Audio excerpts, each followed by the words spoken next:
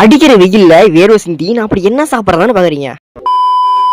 நம்ம college annual டேக்கு பிரியாணி போடுறாங்களாம் அப்படின்னு என் friend சொன்ன உடனே நானும் தட்டியை தூக்கிட்டு போய் லைன் நிக்க ஆரம்பிச்சிட்டேன். எங்க சார்ஸ்லாம் யூனிஃபார்ம் போட்டு சாப்பாடு போட்டு இருந்தாங்க. ஆனா சும்மா சொல்லக்கூடாது, நான் கூட தக்காளி சோறு நினைச்சேன். ஆனா நிஜமாலே பிரியாணி போட்டாங்க. நாமளும் பிளேட்ல இந்த பாயசத்தை தனியா வச்சுட்டு உள்ள என்னென்ன இருக்குன்னு என்ன ஒரு முட்டை, அப்புறமேட்டு 3 பீஸ் சிக்கனு, அதுவும் சிக்கன்னா சிக்கனே போட்டாங்க. சிக்கனும் நல்லாவே வந்துருந்துச்சு. அப்புறமேட்டுக்காக ஒரு பீஸ் சிக்கன் தான் கொஞ்சோண்டு பிச்சு சோத்துல வச்சு ரைத்தாவை எடுத்து வச்சு சாப்பிட்டு பார்த்தோம் பாருங்க.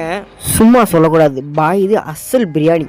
சரி டிஃப்ரெண்டாக சாப்பிட்டு பார்க்கலான்னு முட்டையை கொஞ்சம் உள்ளே வச்சு அதே பீஸில் இருக்கிற சிக்கனை பிச்சு உள்ளே வச்சு கொஞ்சோண்டு ரைத்தா வச்சு சாப்பிட்டு பார்த்தோம் பாருங்க. ஆஹா, சொர்க்கத்துக்கே போயிட்டுங்க. நாமளும் கேட்க ரப்பா எக்ஸசைஸ் போட்டுட்டே இருந்தாங்க. ஆனால் எனக்கு ரொம்ப ரொம்ப பிடிச்சது இந்த பாயசம் தாங்க. இந்த பாயசம் குடிச்சிலேருந்து இந்த பாயசத்துக்கு நான் அடிமைங்க. நல்லா சாப்பிட்டு முடிச்சுட்டு நைட்டு ஆனுவல் டே செலிப்ரேஷனை முடிச்சுட்டு நல்லபடியாக வீடு போய் சேர்ந்தாங்க. நீங்கள் அந்த காலேஜில் மறக்காம கீழே கமெண்ட் பண்ணிட்டு உங்கள் காலேஜ் இது மாதிரி பண்ணுவாங்கன்னு சொல்லிட்டு போயிருங்க. Bye bye, Tata.